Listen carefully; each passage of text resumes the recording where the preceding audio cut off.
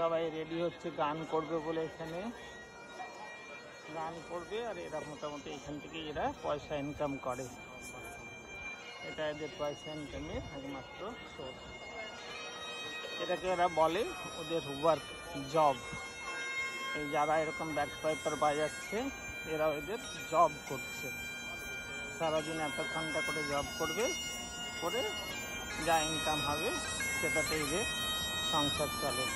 এবং ইন্টারেস্টিংলি এদের ইনকাম অনেক অনেক অনেক ভালো।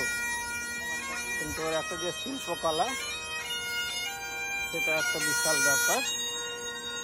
সামনে ব্যাগ,